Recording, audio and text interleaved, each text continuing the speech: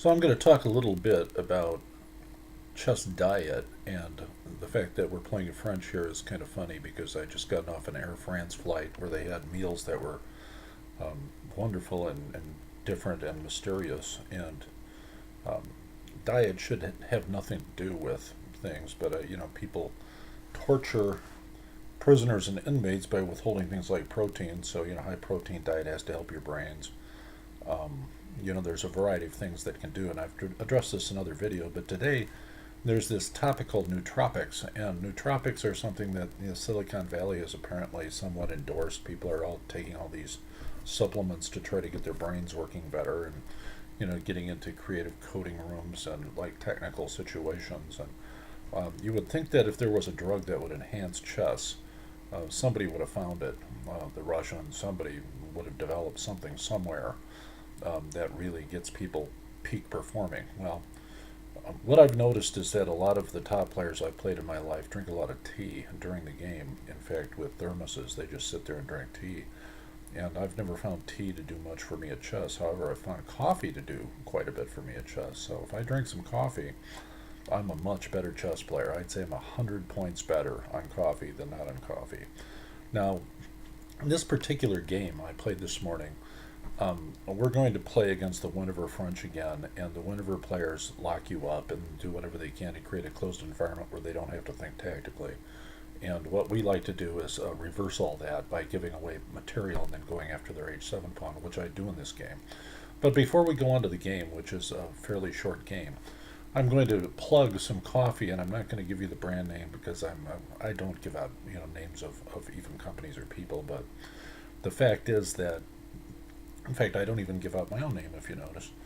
Um, there's a kind of coffee, and it seems to me there's a novel named after this particular thing. It has to do with the name of a kind of an apparition or an apparu, it's an old Latin.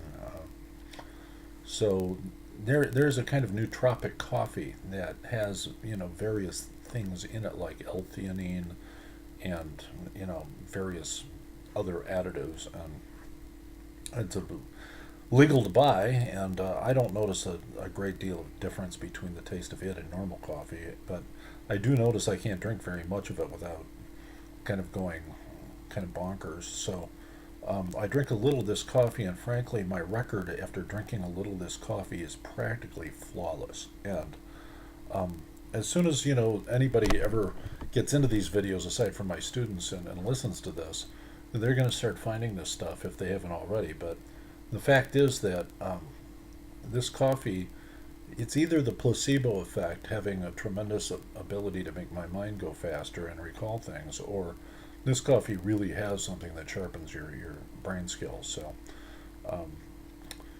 I think that it's an interesting idea that the corporate world is using these nootropics, and this coffee in particular is caffeine itself is a nootropic of sorts, but this is a very interesting compound, and something that I just ordered over the internet. So you can Google nootropics and find out various things about these things. So I thought I'd mention that before going on to the game. And this is a game where, as you see, we're playing French. I haven't analyzed this, so we're going to see some joint analysis here.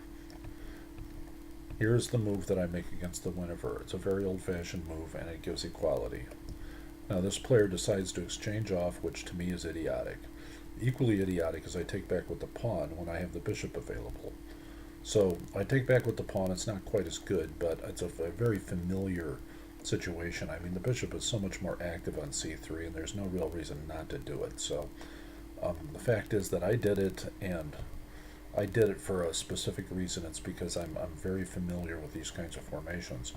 Now I'm playing what the computer considers to be good moves. Queen to g4, king to f8, which a move I absolutely hate to face as white, and he doesn't make this move, thank God. It makes it a very difficult position to attack.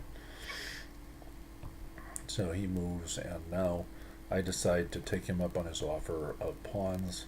He's playing some sort of poison pawn situation, and you're going to see me make a very unusual move here in a second. Says I should take back, which is interesting because I don't do that. I prefer development.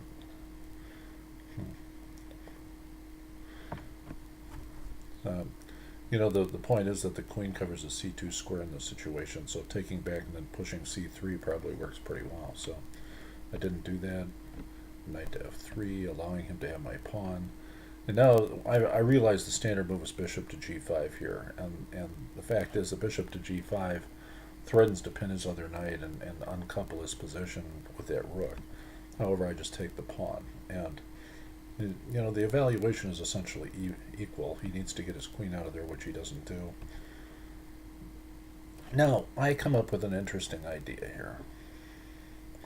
My idea is to give up the g-pawn, and this is an old-fashioned idea which I saw people do, and it effectively castles by hand. So if he's stupid enough to take the g-pawn, and I notice the computer has rejected it at this point, what you do is you move king to f1, and then you oppose his rook on the g-file, forcing him to take it. Then you get a king on g1, so you get kind of a castle position out of it.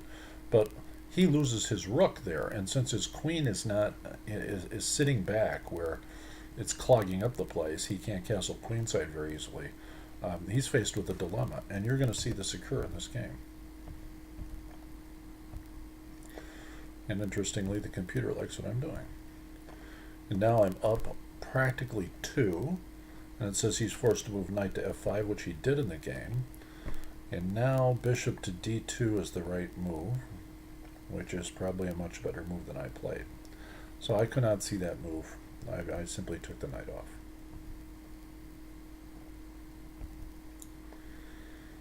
Now bishop to d2 again. I go into a series of checks here, and the reason I'm doing that, and this is spurious according to the computer, I'm sure, and it's inexact. Rook to b1 is probably the most exact move because there's not that much in this position, even though it looks like it. I have two goals. Number one is to get my knight to the g5 square. Number two is to create a situation where there's a discovery. Since I have this powerful bishop on c3, I want to be able to push e6 with threats, specifically threats to skewer his king and queen on, say, f6, and at the same time attack his bishop. So I'm looking for support of that, and he has to come up with a lot of very accurate moves, and that's why I'm checking. And basically I'm probing him for weaknesses, even though there's nothing there. So I check, which obviously he says not the best move. I check again, which finally the computer says is the best move. And it says he should go king to e8. And in going king to e8, I'm forced to go back to g7 with my queen. But he goes to f8, which is markedly inferior. And now we'll see how I do. And I did have a fear here that I missed the best line, but apparently I got it right. Okay, queen to h6 check. King back to e8 is what's recommended, and he moves up.